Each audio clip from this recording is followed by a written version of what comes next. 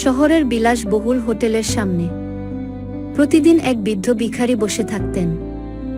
গায়ে পুরানো জামা, হাতে একটা পিতলের কাপে কয়েন। হোটেলের লোকজন বিরক্ত হতো, রাস্তায় চলা মানুষ হাসত, কেউ করুণা করত, কিন্তু বৃদ্ধ মানুষটি চুপচাপ মাথা নিচু করে থাকতেন। একদিন হোটেলের নতুন মালিক এসে দেখলেন তাকে, কেমন যেন চেনা চেনা লাগলো। জিজ্ঞেস করলেন, আপনি এখানে রোজ বসে থাকেন কেন? বৃদ্ধ বললেন, এই হোটেলের ইট পাথরের মাঝে আমার জীবনের অনেক গল্প আছে কি। মালিক অবাক হয়ে আরও জানতে চাইলেন।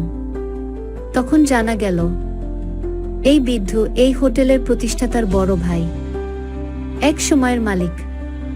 পরিবারে দ্বন্দ্ব, সম্পদের লোভ তাকে সরিয়ে রাস্তার ভিখারি করে দিয়েছে।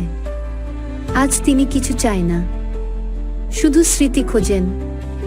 এই দরজার সামনে বসে মালিক বলল, চলুন ভেতরে, আপনি আমাদের সম্মান।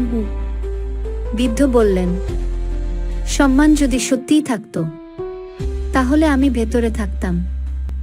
এখন স্মৃতি যেখানে সেখানেই থাকি গু।